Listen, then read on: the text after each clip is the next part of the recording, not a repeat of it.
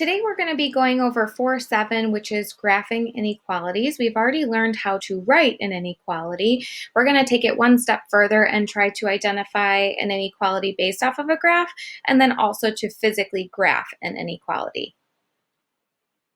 For this first example, I like this because I have my students typically pronounce this inequality. It's extremely important that you actually know how to read an inequality before you know how to graph it or understand a graph of it.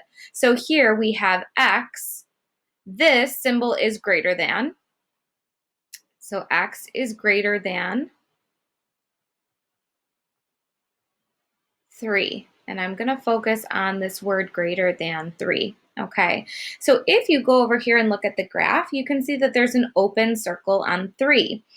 The reason that there's an open circle and not a closed circle is because it's not saying that x is equal or greater to 3. It's saying that whatever the value for x is, it has to be greater than 3.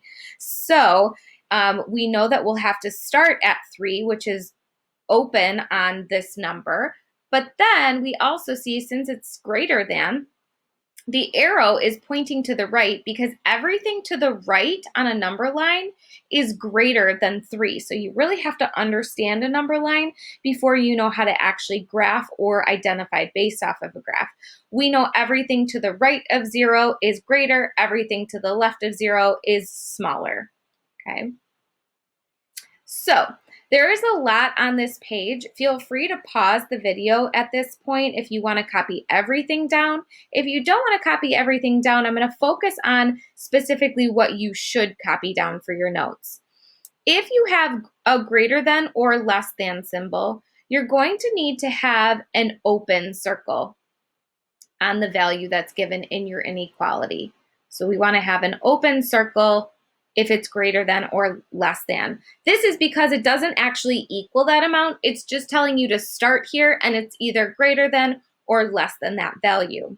However, if it has greater than or equal to or less than or equal to, then it must be a closed circle on that number. So it should be a closed circle because it could also equal that value. So you have to say that it could also be equal to 5 if that was what was in your inequality. And then the last part is down here, and this is what I talked about just on the last slide. Everything to the right is greater than on a number line, so this should be greater than if you're going to the right. And then anything to the left is typically less than. Okay. This only works if your variable is on the left side. So for example, if we have x is greater than 5, then our arrow is going to go to the right for greater than.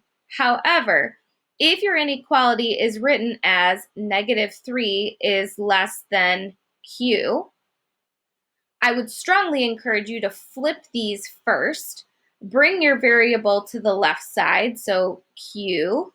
Make sure that the mouth of your inequality is open to the q, so it should remain open to the q, so you actually have to flip it, and then you have -3 here. I strongly encourage you to rewrite it with the variable on the left side. It just makes things a lot easier to graph, and you're going to see that in the next couple examples. Okay, so first things first, they want us to graph the solution for x is greater than or equal to 2. The first thing you should notice is the number 2. So you're going to go straight to the number 2 on a number line. Since it's greater than or equal, I'm going to have a closed circle on 2. This is because it could also equal to. So I need to make sure that I include it. Now, when you're graphing on a number line, make sure that you never put the point floating above. It should be directly on the number line.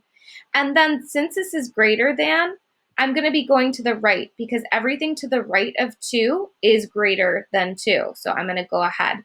You're welcome to scribble like this. You can make a much thicker line. The only thing that teachers do require is that you actually put an arrowhead at the end of that because that's showing that this could continue on and on for forever. There is an infinite number of values for x that are greater than or equal to 2.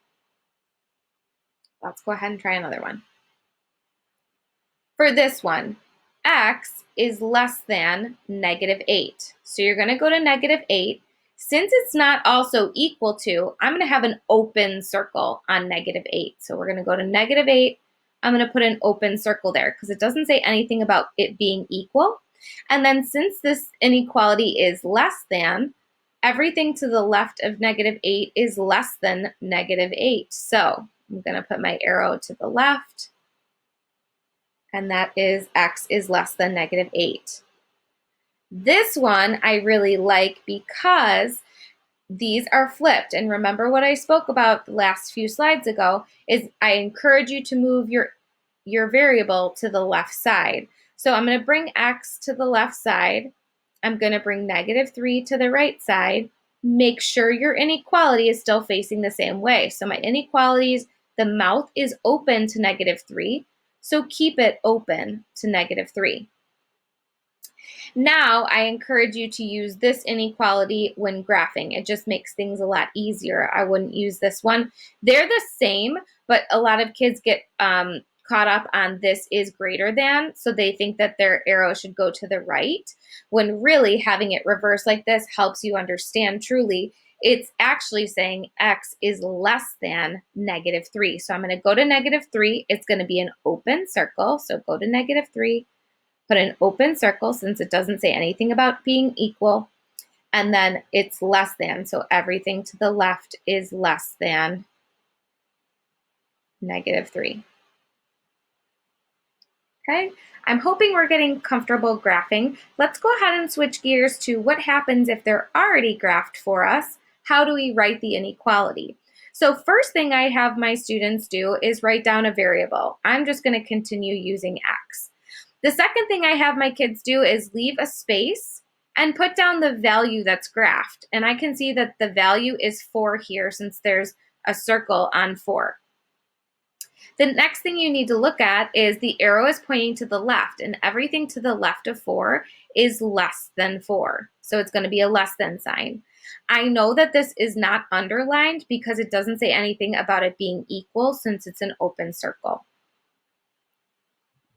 For this one, same thing. Write down your variable. I'm going to use x again, and find your value. So I see the value that's graphed here is -2. So I'm going to leave some space and put a -2.